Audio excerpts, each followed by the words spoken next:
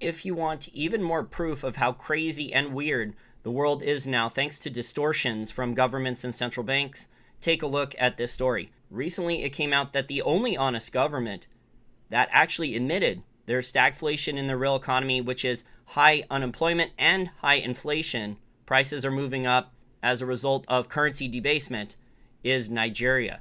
And Nigeria is not exactly known as a honest and well-run and efficiently run government. Nigeria has a history of waste, fraud, corruption, and abuse, of outright theft from oil revenues and oil money, of people inside the Nigerian government just stealing the oil revenues. I mean, there's been stories about this for decades. So for a government like Nigeria to actually admit that there's been double-digit increases in inflation, enormous double-digit increases in inflation, especially food prices, which make up the bulk of their inflation basket. They rose almost 22% alone. And a lot of the major food staples and other important items are also rising in price. And then their unemployment rate is also very, very high. I believe it's over 30%. So this combination of high unemployment and high inflation with currency debasement is absolutely horrible to the average Joe and Jane on Main Street, because they can't grow their income, because they don't have savings. So if their bills on everyday necessities are rising, their standard of living is collapsing. But politicians and bureaucrats and central bankers, they don't care. They're just trying to fight deflation. And normally what these governments do is they stagflate, tax, lie. So they lie about how much currency they're creating. That's why here in the US, you're starting to see all these rules changes with all the money supply numbers.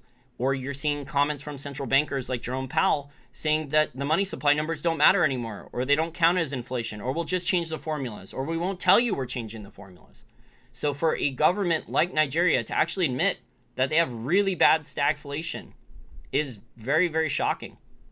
But the truth is that all these governments have really bad stagflation, and they're just lying about it, because the new normal, and it's been getting worse and worse for many, many years now, is stagflate, tax, lie. And we're starting to see that here in the US. The inflation expectations are starting to increase.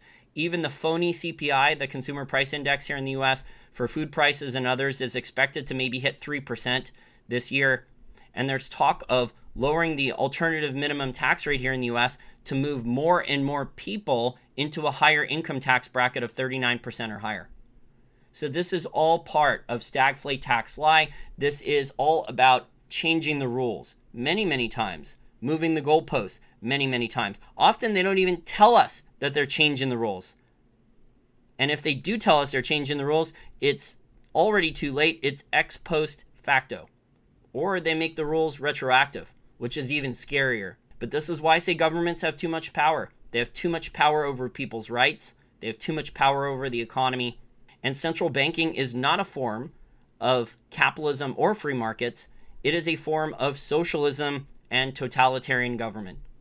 And it allows the government to basically do whatever they want, and large corporations and the large banks are on board.